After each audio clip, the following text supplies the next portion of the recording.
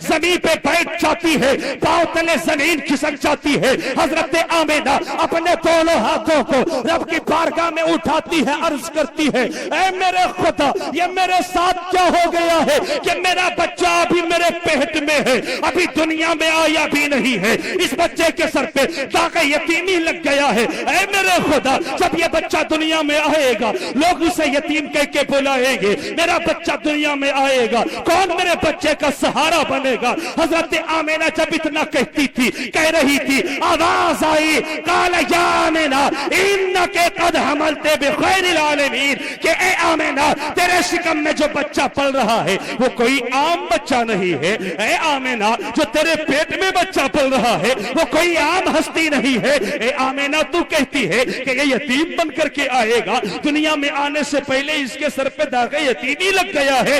ए आमिना वो यतीम बन के नहीं आएगा बल्कि सारे यतीमों का सहारा बन करके आएगा, सारे यतीमों का सहारा बनकर। नारे तकबीर, नारे रिसालत, आमद मुस्तफा, विलादत मुस्तफा। माशाअल्लाह, अल्लाह आपको सलामत रखे।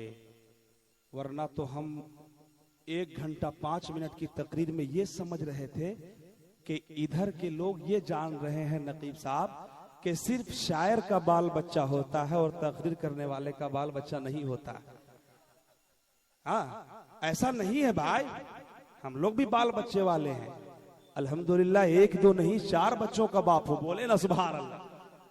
हाँ, तो हम लोग भी बाल बच्चे वाले हैं, है ना। चलिए अल्लाह सलामत रखे। सुन रहे हैं, बहुत मेहरबानी आपकी। मुझे सब भाई आ गया माशाअल्लाह, बहुत अच्छी गुफ्तगू हो रही है। अहमद मुस्तफा के ताल्लुक से अल्लाह हजरत की बातों पर अमल की तौफीक अता फरमाए। नारे तकबीर, नारे रिसालत, विलादत मुस्तफा, शान रिसालत, अहमद रसूल कॉन्फ्रेंस, शायर इस्लाम नूरे मुजस्सम। माशाअल्लाह, देखें जिस शायर के इंतजार आप हजरात कर रहे हैं वो अजीम शायर, शहनशाह तरन्नुम, शायर अहले सुन्नत भाई नूर मुजस्सम कानपुरी साहब क़िबला मिंबर नूर पे जलवाबार हो चुके हैं। अब आप हजरात खुश हैं ना? कोई टेंशन, कोई खतरा? बिल्कुल मस्ती में बोले या रसूल अल्लाह, अपनी बस्ती में बोले या रसूल अल्लाह। नबी की विलादत पे बातें हो रही थी। अब आखिरी 1 घंटा हो चुका है, बस आखिरी बात सुने मैं अपनी जगह। हजरत आमिना कहती है, नबी ये कौनैन की विलादत का बिल्कुल आखिरी घड़ी है, नाजुक वक्त है, सुन ले आप हजरात। हजरत आमिना कहती, मैं अपने घर पे अकेली थी। हजरत अब्दुल मुत्तलिब नबी ये कौनैन के दादा तवाफ़े काबा में मसरूफ थे। हजरत आमिना कहती है, मैंने एक डरावनी आवाज सुनी, फफ़ज़अतु मिन्हु। हजरत आमिना कहती, मैं उस आवाज की वजह से घबरा गई। हजरत आमिना फरमाती, फिर मैंने क्या देखा कि एक सफेद परिंदा है मेरे करीब आया, नबी की विलादत पढ़ रहा हूँ, नबी ये कौनैन की तस्कीर, नबी ये कौनैन के पैदाइश की घड़ी की बातें कर रहा हूँ।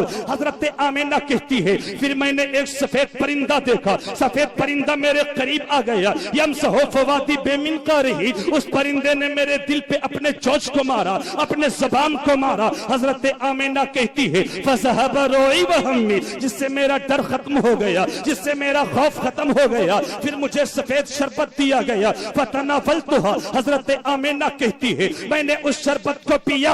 हजरत आमिना फरमाती है कि जो ही मैंने उस शरबत को पिया, मैंने क्या देखा कि 3 झंडा सुम्मराए तो इंद विलादत ही सलासता आलमिन मनसूबातिन, अलमन बिल मशरिक़ी व अलमन बिल मग़रिबी व अलमन अला सहरिल काबा। हजरत आमिना कहती है कि जब मैंने शरबत को पिया, आंखें रोशन हुई, मैंने 3 झंडे देखे।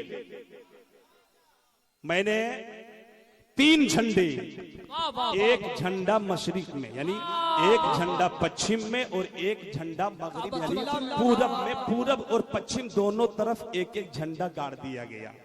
और एक झंडा कहाँ? खानाए काबा के ऊपर। अगर आज जाके कोई गाड़ता, आज कोई जाकर के गाड़ता, तब उधर वाले कह सकते थे कि हो ना हो ये अकीदा बरेली से मिला होगा। हो ना हो ये अकीदा मुजाहिदे मिल्लत के दर से मिला होगा। मगर सुने, ये कौन कह रही है?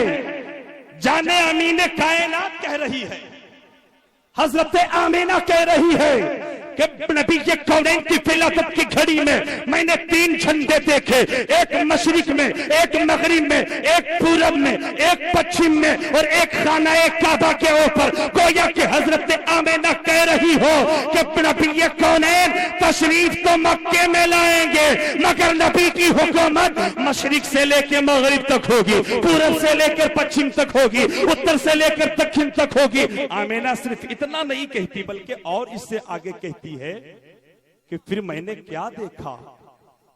आमीना फरमा रही है, मैंने देखा कि लंबी लंबी खजूरों के दरख्त के मानिंद खूबसूरत औरतें मेरे आंगन में मौजूद हैं। मेरे मुस्तफा की विलादत की घड़ी है। हजरत आमीना पूछती है मेरी बहनों, मन अंतुन्ना, तुम लोग कौन हो, कहां से आई हो, क्यों आई हो? आमीना पूछती है मेरी बहनों कहां से आई हो?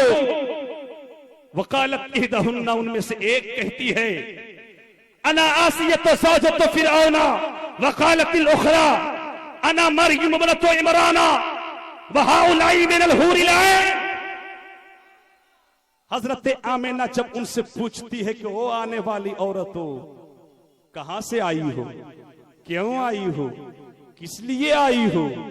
हजरत आमीना जब इतना पूछती है, वो आने वाली औरत में एक कहती है, ए आमीना, मैं कोई और नहीं हूं बल्कि मैं फिरौन की बीवी आसिया हूं, फिरौन की बीवी हजरत आसिया हूं और रब ने मुझे आपकी दाई बनाकर भेजा, मुस्तफा की दाई बना करके भेजा है।